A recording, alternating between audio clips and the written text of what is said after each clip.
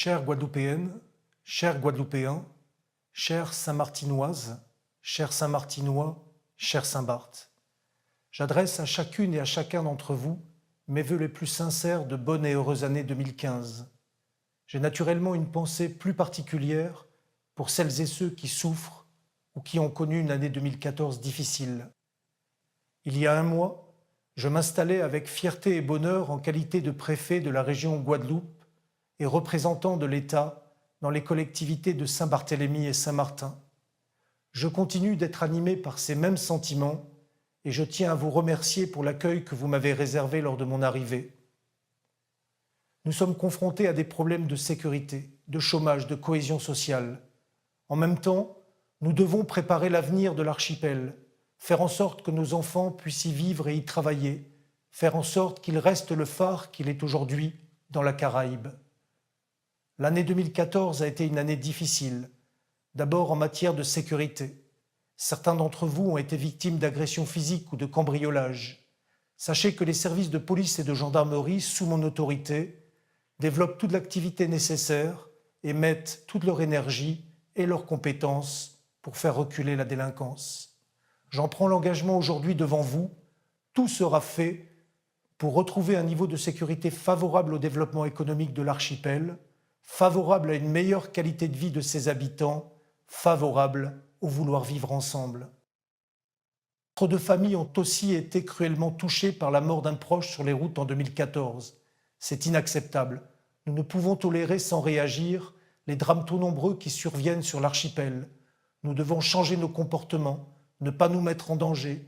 Nous devons être responsables de notre conduite et protéger nos enfants. En 2015, je conduirai une politique de sécurité routière équilibrée, reposant tout à la fois sur une répression accrue des contrevenants au code de la route et sur la sensibilisation et l'éducation des jeunes conducteurs. Cet objectif ambitieux de réduire le nombre de drames, je veux le partager avec vous. Changeons nos comportements sur les routes, mobilisons-nous pour sauver des vies. Une année difficile également en matière économique et sociale. La crise économique n'a pas épargné notre territoire, mais elle n'est pas guadeloupéenne, elle est mondiale. La plupart des pays du continent européen peinent à retrouver une croissance porteuse de développement et créatrice d'emplois. Il en est de même pour notre région. L'emploi, le développement économique constituent mes priorités d'action pour 2015.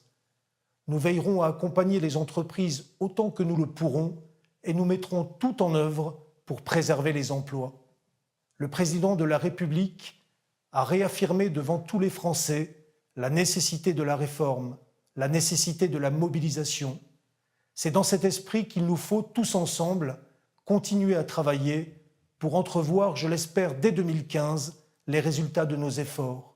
En 2014, 3500 Guadeloupéennes et Guadeloupéens ont bénéficié d'emplois aidés et le gouvernement a décidé de maintenir cet engagement en 2015. Il en est de même pour les 1800 jeunes qui ont trouvé du travail grâce aux emplois d'avenir en 2014. Je veillerai à ce que les jeunes restent une priorité absolue en 2015.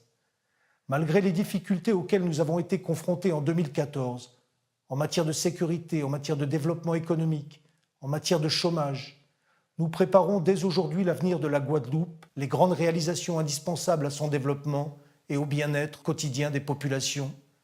Ce sont des enjeux stratégiques sur lesquels nous devons nous rassembler pour faire triompher l'intérêt général.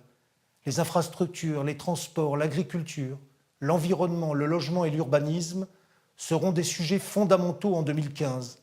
Le contrat de projet État-région que nous signerons prochainement permettra de relever ces défis. L'État s'engagera à hauteur de 150 millions d'euros pour préparer l'avenir de la Guadeloupe dans les 6 prochaines années. Beaucoup de choses changeront dans l'archipel en matière de rénovation urbaine, de transition énergétique, de numérique. Ce qui importe, mesdames et messieurs, c'est que notre région continue à avancer et que notre jeunesse garde espoir. Ce message a été réaffirmé avec force par notre ministre des Outre-mer, Madame Georges Paul-Langevin. Chères Guadeloupéennes, chers Guadeloupéens, chères Saint-Martinoises, chers Saint-Martinois, chers Saint-Barth, nous ferons le travail qui reste à faire. Les services de l'État seront mobilisés pour améliorer les choses dans tous les domaines où vous rencontrez aujourd'hui des difficultés. Notre archipel possède d'indiscutables atouts qui nous aideront à surmonter les moments difficiles que nous connaissons. Comptez sur moi pour faire avancer les choses. Je vous souhaite à nouveau une très bonne et très belle année 2015 à partager avec les vôtres.